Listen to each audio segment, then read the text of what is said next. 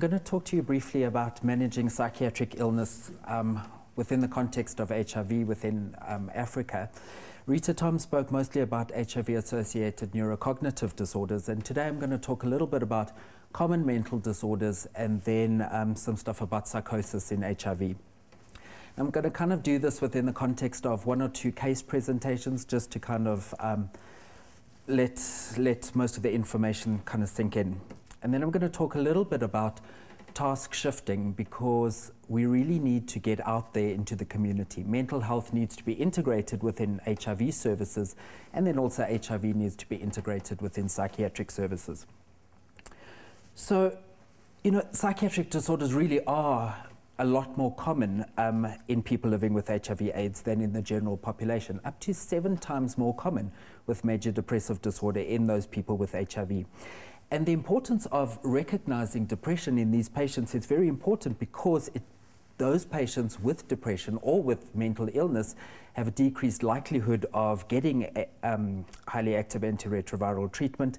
They have poorer adherence to medication, and there's a greater mortality. And then, especially within the new context, you know, we've got almost 1 million people on ARVs. We've got to start looking at the quality of life of these patients on ARVs. And then associated with mental illness is high sexual risk behavior, which needs to be addressed. Importantly, that GPs really are more likely to identify mental disorders if the patient presents with their symptoms in psychological terms rather than in somatic terms, and if the patient raises the possibility of a mental disorder with the GP. So often, really, the mental disorders are missed. And from my clinic, we see the psychosis, we see the serious mental illness, but we really don't see the common mental disorders. We don't see a lot of major depressive disorder or anxiety disorder, because most of the time they're really not picked up or referred to us. So importantly, that, you know, despite the shift that HIV epidemic has been brought about by heart, the neuropsychiatric presentations of CNS disease are still extremely common.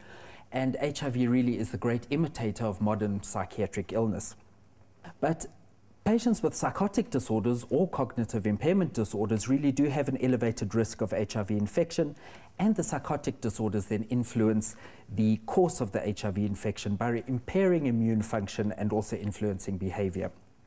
So how big is the problem? Well, if we look at prevalence data, especially about the prevalence of HIV within the context of people with serious mental illness, you know, in the USA, the prevalence is between 5 and 7%. But within Africa, I mean, there are 3 studies that I got. 23% in Zimbabwean Psychiatric Hospital, 29% at a KZN psychiatric ward at a general hospital. And then Pamela Collins did a really nice review of common mental disorders. And, you know, within females, almost one in 3 have mental illness. The Batke study, or the Bing study, really amongst a whole bunch of HIV-positive patients, about 3,000 HIV-positive patients, more than half screened positive for a mental disorder. So this just really highlights the importance of us combining or integrating services, mental health services and HIV services. So stigma. Stigma is a huge problem within mental health, really, and amongst our patients. And one of the biggest problems we see is professional stigma. Most of our colleagues in the medical department don't really recognize us as being real doctors. And, you know, so that is a huge problem to, you know, adequate care, or really about barriers to access to care. So we really need to work on stigma, work on mental health literacy to try and decrease the barriers to access to care. Okay, so vertically run programs, and this is a big problem in our country. We've got mental health clinics, we've got HIV clinics, but the integration of the two really doesn't exist. And psychiatric patients with HIV that need heart really need a complex integrated care program. And currently our services are really fragmented. But importantly, that there are certain key aspects that need to be integrated for an integrated program to work. And the service needs to be convenient for the patient and needs to be close to the patient. And most of our services currently now are hospice centralized, which is a big problem because a lot of our patients don't have the financial resources to actually get to the hospital. Effective substance abuse treatment is also really important, and not only do we need to integrate mental health into HIV services, we also then need to integrate TB services plus substance abuse services. So it eventually becomes quite a big problem. Pharmacotherapy needs to be available, and a lot of the time in the community clinics, mostly, simple essential drug lists are not available. Cross-training of generalists and mental health specialists need to occur. So we need to get out there into the community, and also the community doctors need to, receive training from us within the hospital context. But most importantly, for the service to run, we need an active case manager. We need a case manager that is going to identify drug-drug interactions and look at side effects, because often doctors kind of feel, oh, well, the physician will deal with it, or, oh, well, the psychiatrist will deal with this, and there's really no integration between the two. We need to expand street-level outreach. I think that's extremely important. And then this whole question about teaching community workers or lay counsellors really in identifying common mental disorders is also really important, and we'll talk about that a little bit later. So really, the question is, how do we integrate this care? Do we have separate care? Do we have partially integrated or fully integrated care? Lutando Clinic at Baragwanath Hospital is really an example of a fully integrated clinic. We have HIV services, psychiatric services, substance abuse services, and TB services all within one clinic, but it really is a tertiary super specialist clinic. Separate care, separate systems, vertical systems really need to be integrated, and I think those systems, we need to develop an effective communication between the two different clinics. Partially integrated care, where we have certain referral processes between two different clinics, do exist, but obviously the gold standard is a fully integrated care system. If we look at the resources in South Africa, we only have 550 registered psychiatrists. Most of those practice overseas. In Gauteng, we've got 215, and most of those are in the private psychiatric services. So we really have very limited amount of state psychiatrists that are available to help integrating HIV and mental health services. So the big question comes in, and this really is task shifting, and I'm still not sure whether I'm for it or really against it, but there is a huge treatment gap in low and middle income countries, and it really is important for us to integrate mental health in all levels of care. But can we really expect primary healthcare nurses, with all the jobs that they have to do, to take on identifying common mental disorders and dealing with them? Or is this just an excuse for most psychiatrists just to sit back and do less work? But it really is very important that the mental health, the ARV nurses need to be more aware of common mental disorders. But what about using home-based care workers or lay counsellors, training them in identifying common mental disorders, and then possibly, teaching them the right referral process, or teaching them to do simple problem-solving type therapy? There's a really nice program in Zimbabwe that's happening in the southern suburbs of Harare, that they've got a little friendship bench. And each clinic, because they're so busy, they go and put a bench underneath the tree in the clinic. A lay counsellor goes and sits there, and the community really knows that if they've got a mental health problem, just go sit on the bench and they talk to the lay counsellor.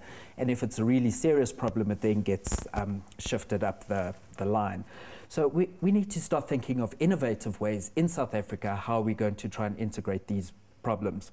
So really, this is John Joska's view of how to progress up the ladder. And I suppose it really is a partially integrated system of care, but it really doesn't exist here, because we do not have enough mental health nurses to then be on the ground to receive all these patients that are going to be identified by the ARV nurses or by the lay counsellors. This is an example really of Lutando Clinic, which is a super specialised clinic, but we really don't have the backup of the primary health care or of the district hospital services. So we need to try and find a way of integrating both of these, where we get out to the community and the community also comes to us. Just a little bit about Lutando Clinic, that it started in the middle of 2008, really out of a necessity, because our patients with serious mental illness were being referred to general ARV clinics and really weren't getting the treatment that they needed. I think a big thing was most doctors felt that they weren't going to be adherent to their ARVs, number one. And number two, they kind of thought, well, they're mad anyway, they're really not going to take the ARVs, and they're going to be responsible for transmitting resistant strains of the virus. So this is where we kind of came in, but it really takes a lot of work because we've got a fully integrated system. We have to spend an extra amount of time in adherence and following up our patients and really making sure that their psychiatric condition is under control.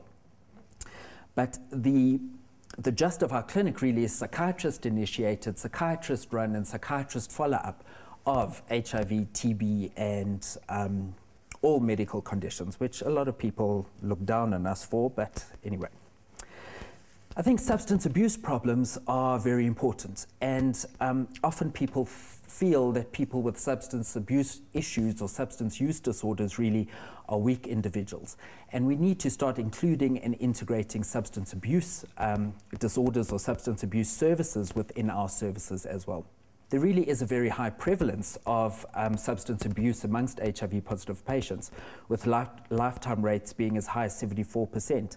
Jonsson in his study found 35.8% of those HIV clinic attendees having an alcohol abuse problem. We also do know that patients with intravenous drug use or other substance abuse problems have higher rates of HIV-associated neurocognitive disorders. They have more HIV-associated encephalopathy or encephalitis, and they have a more rapid neurological progression, whether that's as a result of non-compliance to their medication. You know, it really could possibly be. But among those intravenous drug users, about 80% were receiving psychiatric treatment, and a lot for common mental disorders, as can be seen there. 8% for psychosis amongst intravenous drug users, which is a really high prevalence figure. We do know that intravenous drug users have a significant risk of HIV and TB transmission and acquisition, and active intravenous drug users really do negatively impact on treatment access, adherence, and retention.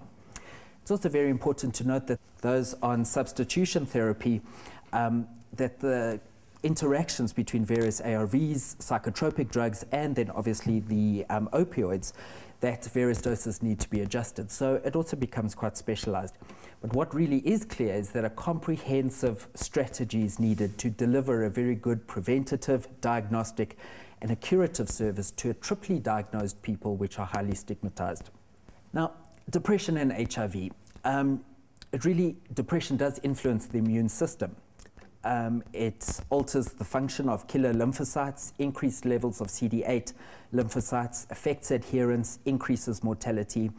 But the big problem with depression really is that those patients with active depression, uncontrolled and untreated depression, really are unable to comply with the protocols of prevention and high-risk behavior. So not only do we need to make sure that the depressed patients are adequately treated with antidepressants, but we also need to make sure that mentally ill patients are also included in all the prevention services and high-risk behavior programs. Prevalence is huge. Rita Tom's study really found that the prevalence of major depression was a lot more than 25%. But some clinic samples from overseas, up to 60% of clinic samples really in HIV-positive patients have major depressive disorder. As I said, they're 7 times more likely to be depressed, whether this is as a result of the primary consequence of the HIV, whether it's as a result of stigmatization, or just the emotional consequences of coping with the illness, or as a result of opportunistic infections and the treatment of opportunistic infections. It's very clear that a very complex interrelationship exists between HIV and depression. So how are we going to get these lay counselors? How are we going to get ARV nurses? How are we going to get general HIV clinicians who are extremely busy to identify common mental disorders? Well, this Kessler scale is really a 10-point scale which can be quickly administered via lay counselors. Just ask them 10 questions, got a Likert scale kind of answers to various questions. They just tick it and add it up at the end. Obviously, if the score is more than 6 or 7, not great sensitivity or specificity, but if it's greater than 6 or 7, they need to then refer it up the ladder. So the Kessler 10 scale is maybe something that can be used. The SA-MIS study is, the SA-MIS questionnaire was developed for HIV, and it also includes substance abuse problems. So this is also quite a nice scale. It's quick, doesn't take more than 10 minutes to do, and it's quite easy. You don't need to be highly sophisticated or highly trained to administer this questionnaire. And finally, the Global Health Questionnaire, which is a little bit longer, but it has a much better specificity and sensitivity than some of the others, and has been validated within South Africa and also within India. So, you know, within third world populations, that its positive predictive value is quite good to identify common mental disorders. Right, so now I want to tell you about case study 1, and I want you to kind of just think about most of the questions that are going to be posed, and then we'll kind of go slide by slide through them. So you call to see Eric Ndlovu, who's 32 years old. He's male and he resides in a local hospice. He was diagnosed with TB and HIV 8 weeks ago and has been fast-tracked to you for ART. Weighs 40 kgs, wasted, sacral bed sore, diarrhea, chronic, severe peripheral neuropathy. And he tells you that he's tired of being sick. He thinks about his children all the time. He's tearful. He doesn't sleep due to the pain of his bed sore. He's currently on intensive phase of TB treatment. You diagnose an adjustment disorder or possibly a pain disorder, or really just you ascribe his mental state as a result of his general medical condition. You treat his diarrhea, give instructions for wound care, prescribe a little bit of amitriptyline, a little bit of pyridoxine, and you start 3-TC, TDF, and efavirenz. A week later, his bed sore is worse. There's no improvement in his mental state, and you decide to add some morphine for the pain. Then you finally find out that his family's been feeding him St. John's wort, and you ban the family from visiting him. So there's a number of points that I kind of want to discuss. And I think, firstly, the diagnosis. How does one diagnose a common mental disorder or a major depression in somebody who's severely sick, who has quite a severe general medical condition? And how do you differentiate this from a pain disorder? I think the choice of ART in these kind of patients is also extremely important, because different regimens have different neuropsychiatric side effects, so one has to choose your ARVs quite carefully. Then the choice of psychopharmacological treatment. If you're going to use 25 milligrams of amitriptyline, I mean, that's a placebo dose really. If you're going to go with amitriptyline, what are the drug-drug interactions between the psychotropics and the ARVs, and then the TB treatment? And what are the drug-drug interactions between herbal medication, psychopharmacological treatment, and ART? So I just want to share with you a study that I found on common mental disorders in TB, HIV co-infected patients. That patients with TB and HIV are 1.7 times have a greater odds of having a major depressive disorder than people just with HIV alone. So it really is important to try and integrate the identification of common mental disorders in just TB and HIV clinics. So the treatment of depression, really, one needs to take into account the multiple comorbidities and rule out new medical causes for each change in mental state. I think that's quite important. We often underestimate various medications and various medical causes and what effect those have, especially patients with Hep C, for example. Their prevalence of major depressive disorder is double that of those patients with HIV. The SSRIs are benign and quite useful antidepressants as compared to the tricyclics. Tricyclics have a lot of anticholinergic side effects, so a little bit frowned upon. But then one has to realize that a lot of the PIs and the NNRTIs have a huge effect on the cytochrome P450 system and reduce plasma concentrations of various drugs. And I'll show you that a little bit now. The SNRIs like venlafaxine or duloxetine are quite nice because they help with pain. They're quite firecracker drugs, put a firecracker under their chair and they really do get better quite quickly. Mirtazapine is quite nice. It doesn't have sexual side effects. It's quite sedating and quite a good antidepressant. Bupropion and reboxetine is quite nice for those patients with neurocognitive disorders because it really beefs them up in terms of their fatigability. And then one mustn't also forget about the hypogonadism which occurs in male patients, especially with HIV, that using testosterone biweekly is also quite a good adjunct to treatment. So if we take a look at drug-drug interactions, this is from quite a nice website, hivdruginteractions.org. And the nice thing about this website, you just punch in your 2 different drugs that you're worried about and it spins out this whole table for you. But as can be seen, that most of the antidepressants have drug-drug interactions with the protease inhibitors. Not as much with the NNRTIs, and I think this is slightly misleading.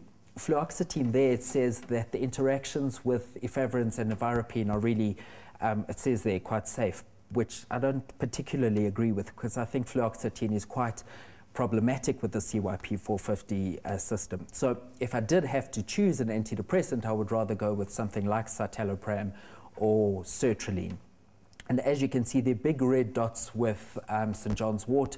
So all those herbal medications where we really don't know the milligrams, we don't know that they haven't been standardized, validated, looked at, stay away from those drugs because not only do they have interactions with other psychopharmacological drugs, they really do have interactions with ARVs. Right, so that's all about depression. Let's move on to psychosis. Precious Sitole, 24-year-old female, brought to casualty by the SAPS because she broke the window of a rented room and was found trying to tattoo her 3-year-old child with broken glass. True story. She tells you she's God's chosen child and needed to identify a 3-year-old child in heaven. God's voice has been instructing her to prepare for the Armageddon, and she's also very sexually inappropriate with you. This is an index presentation to psych services. She has no past medical history and doesn't abuse substances. Her family tells you that she's been acting strangely for at least the past 2 weeks. On examination, you find a severely wasted individual with cervical lymphadenopathy, oral candida, she's pyrexial, slight tachycardia, normal respiratory rate, and you go and diagnose schizophrenia and sedate her with haloperidol and diazepam. So already, problems there. A week later, there's no improvement, so you decide to do a lumbar puncture because you suspect HIV. She's got 8 lymphs, really nothing more than that. You decide to increase her haloperidol to 10 milligrams and she develops fever, becomes quite rigid, and has a tachycardia. So I've given you this case presentation to show you not only the problems with drug interactions, that patients with HIV really are a lot more prone to developing extrapyramidal side effects and neuroleptic malignant syndrome. But the question here really is diagnosis. Is this a pre-existing psychiatric illness or is this a new onset psychiatric disorder as a result of HIV? A big problem comes in with most physicians in that how does one test for HIV in somebody who is psychotic or cognitively impaired? And then what does one do when one finds out that their HIV test is positive? Do you treat them against their will, even if they really aren't aware of the treatment and its consequences? Special investigations like delirium, when do you do those special investigations? If you don't know that she's HIV positive, do you wait until you get that HIV result back? Obviously, that's not the way to go. Your choice of antipsychotics will be different if you do know that somebody is HIV positive prior to that. You wouldn't choose a typical antipsychotic because you know that extrapyramidal side effects are a lot more common. There are more drug-drug interactions and neuropsychiatric side effects of ARVs. So all of these different things have a very important role to play. So let's talk about testing for HIV in psychotic people or with cognitive impairment. We definitely do know that voluntary testing in patients with serious mental illness has not achieved adequate detection rates. I mean, we're all really aware of that, even in the general population. But then the question comes in is the knowledge of one's HIV test in somebody who's specifically maybe brittle bipolar, brittle psychosis, is the knowledge of their status then more burdensome to them rather than beneficial? And the question really comes in is, do we override our patients' autonomy and their individual privacy to do good really, or make sure that your patient has the right to adequate care and treatment? But it is clear that HIV is too prevalent or more prevalent in the seriously mentally ill for testing to be instigated by a process as fallible as clinicians' opinions on a case-by-case basis. So I think that, testing does need to have a specific protocol in people who are mentally ill, but on the other hand, one cannot have a blanket protocol for all different patients because they're all different. So this is John Josker's view to approach for testing, and he really says that you need to inform each and every patient that you admit into a psychiatric hospital that HIV is going to be a part of routine care and treatment. So almost mandatory. However, you need the patient with serious mental illness to comply as much. Even if they do have impaired capacity, they need to assent to the procedure. Okay, and if that happens, even if you know that they are psychotic but they don't object to you doing an HIV test, go ahead and do it, and you kind of give the approval. If they really are cognitively impaired, do not have the capacity, and outrightly object to having an HIV test, I think then one does need to take this possibly on a case-by-case basis. Look at what investigations are going to change, how's your diagnosis going to change, and how's your treatment going to change. But, I mean, us at Lutando, we will just test and treat and then deal with the problems later. So the delineation of psychosis, I think it's quite important to note that psychiatric disorders, it's useful to delineate psychosis into three different categories, really. Psychiatric disorders predating the HIV diagnosis, new onset psychosis, and then psychosis as a result of delirium, substance abuse, substance withdrawal, or medication-related side effects, especially perhaps ephedrins. We know that the prevalence of previous psychiatric disorders in HIV positive is up to about 26%. New onset psychosis as much as 15%, especially in the later stages of AIDS, and then psychosis in delirium up to about 29–30%. So treatment modalities of somebody who is psychotic, I think it's very important that you need a combined biopsychosocial approach, really, of pharmacological and psychosocial interventions. Low-dose conventional antipsychotics, we know that the antipsychotics, the typical antipsychotics, have a twice as much greater prevalence of developing extrapyramidal side effects over the atypical antipsychotics. Although atypical antipsychotics are a lot more expensive than the typicals, they are a lot more advantageous. Lower doses does lead to an improvement in psychopathology without increasing extrapyramidal side effects. I hate the slogan, start low and go slow. However, it does have some importance. One does need to start with lower doses of antipsychotics and titrate them up slowly. However, if your patient is completely mad, breaking the place down and climbing the walls, one does need to go up a little faster.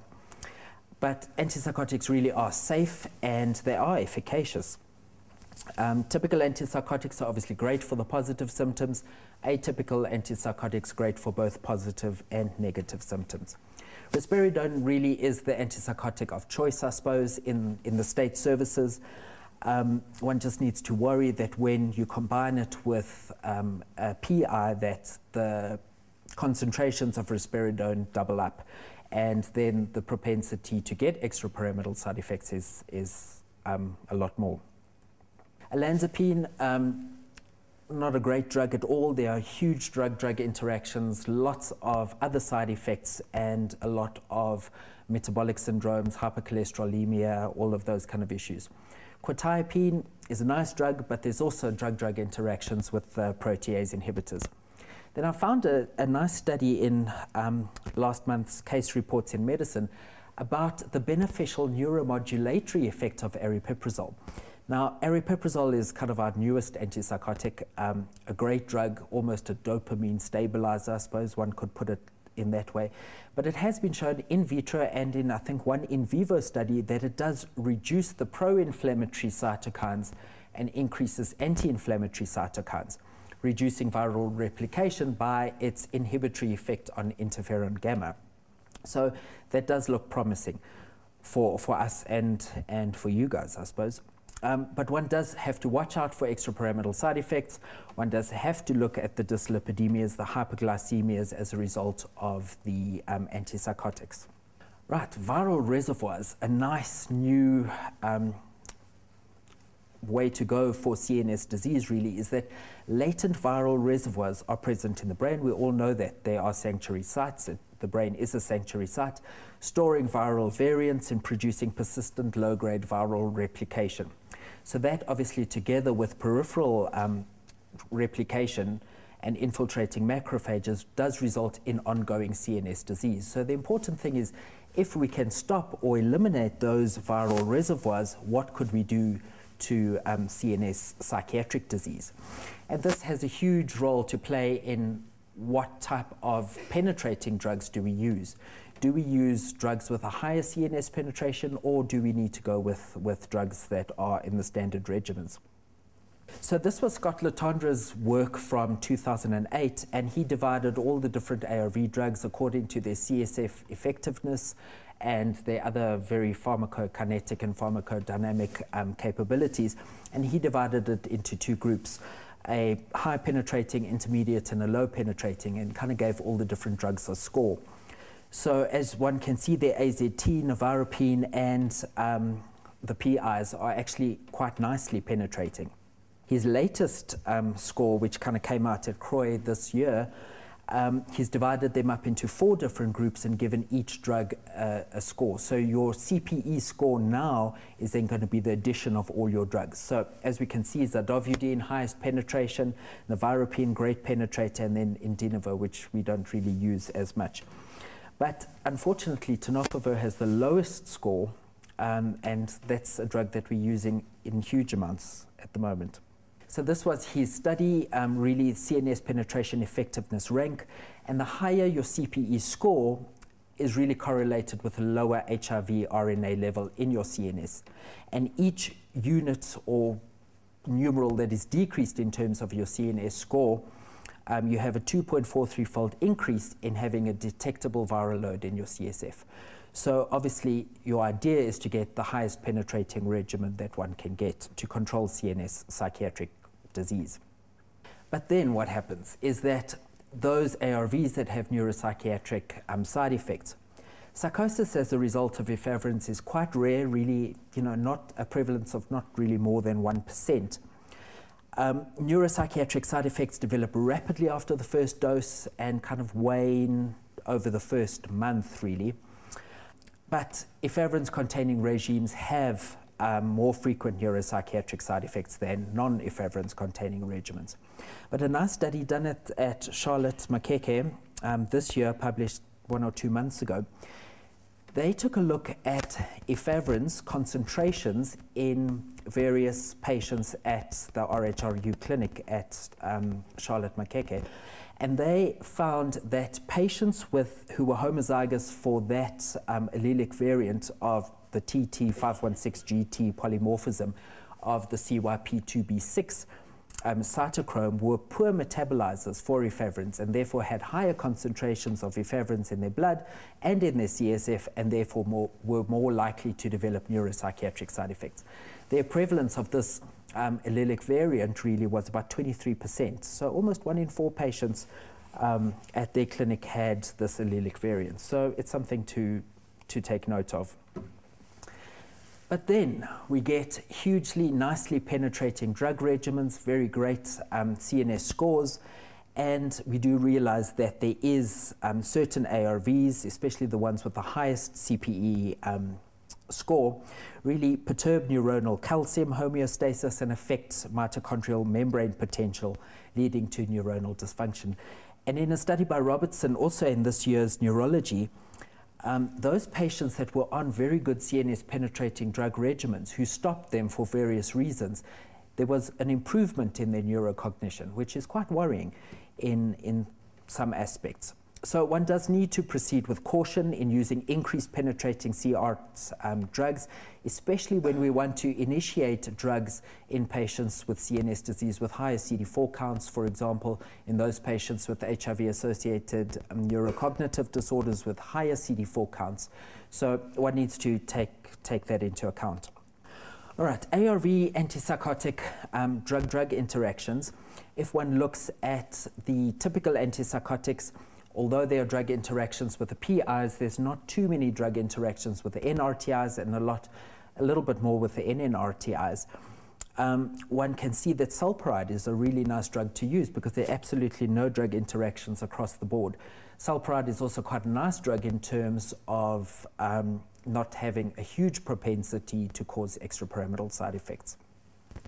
Olanzapine, it needs to be noted, is that olanzapine and the CYP1A2 system, there's a huge interaction. So if somebody's on 10 milligrams of olanzapine together with a PI-based regimen, that their concentration of olanzapine is going to decrease by half. So their chances of becoming more psychotic once you start them on ARVs is a lot higher. Adherence. Adherence is obviously a huge problem amongst psychiatric patients and general patients, really. But adherence among those with serious mental illness can equal that of the general population. And I know that at my clinic, my loss to follow-up rate is really 10%, which is the same as the other general ARV clinics. Psych patients are experienced medicine takers. A lot of you, I'm sure, don't agree with that, but they must not be underestimated when ART is concerned. Individuals with psychiatric disorders, in this study by Himmelhoch et al. In Baltimore at the Johns Hopkins, they were less likely to discontinue their ARVs in the 2 years of treatment, but these patients were in psychiatric care and had on-site mental health services. So as long as they're kept in psychiatric care, they do really well in terms of their adherence. So, conclusions and future directions. We do know that CART regimens with higher CPE ranks may improve cognitive functioning and prevent and help treat CNS psychopathology. We know that earlier initiation of treatment may be considered to protect the CNS. We do know that we also need to try and eradicate viral reservoirs. We do know that the neurological impact of HIV in the CSF in the acute infection is there and is very great. But there are great advances in the delivery of ARVs. I read a nice study about intranasal delivery of ART, thereby eliminating the blood-brain barrier and going straight into the CNS, nanoparticle delivery of various ARVs. So there's exciting stuff that's happening. But one does need to keep the neurotoxicity of ARVs into account. We need to look at barriers to HIV-related care should be identified, obviously, and improved upon. And we need to think about innovative ways of integrating services. Thank you.